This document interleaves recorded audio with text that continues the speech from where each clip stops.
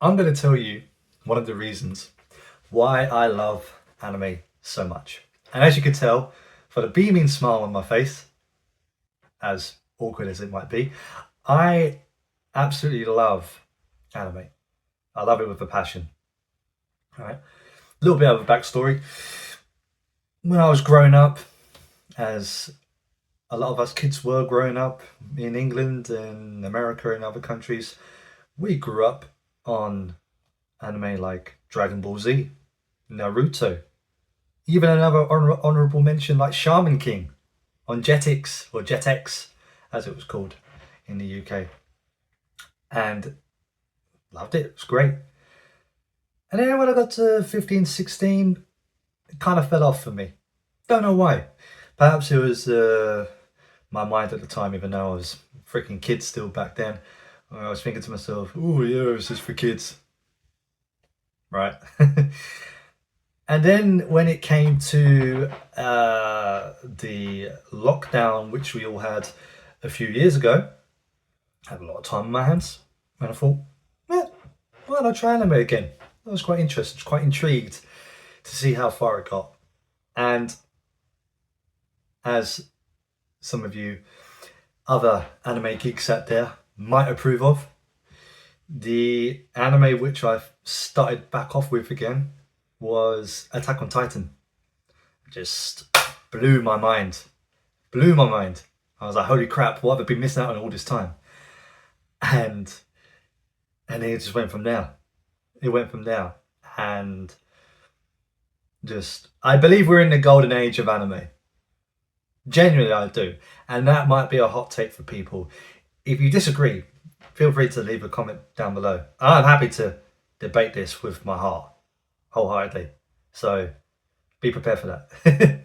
Okay, so, but one of the reasons, aside from the action scenes and the multiple different sort of storylines you get of the different genres of anime in general, right? Also, honorable mention, the Donguas, the Chinese anime and Korean anime and so forth. They pop off as well. I'm just saying, 4 kill 5 elements. If you know, you know. But one of the reasons why I do love anime so much is because it's a great teacher of life. I feel like in a lot of Western comic books and TV shows around along those lines, it's I feel like it's a lot of it's rather politically charged and charged by how modern society is nowadays and stuff like that. Has its place, I guess. But for me, anime in general is just a great teacher of life, especially for the younger generation and the kids and so forth. I mean, I can pick out a whole different bunch of anime, for example, like Violet Evergarden. Violet trying to find her own identity again. Well, not even again, for the very first time, standing on her 2 feet, finding her own independence, finding her own emotions and feelings and how to process these different emotions that she's learning for the first time. You have Thorfinn from Vinland Saga, a young child out for revenge, filled with anger and pain and malevolence, like a malevolent energy and so forth. But then after a while, as the quote goes, I have no enemies. I don't think I need to elaborate more on that. And then you have another one, which is probably my favorite anime of all time, is Frieren. That slice of life anime, which touches on all different facets of life in general. How time can just pass you by, how after God knows how many thousands of years or hundreds of years, you won't be remembered, and to make the most of your time now. But there's so many other lessons that you find in anime like Frieren. It's crazy. Okay, Attack on Titan, Naruto, you name it, I could go on forever, right? But I think the main lesson which I get from the majority of anime in general, which is always the common theme, is don't give up. Never give up. Keep going. Keep pushing. Don't quit. And that is a very generic message to give, but it's universal. It's a universal message.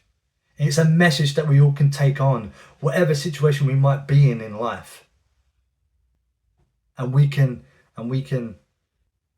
implement that message into our lives, whatever the case may be.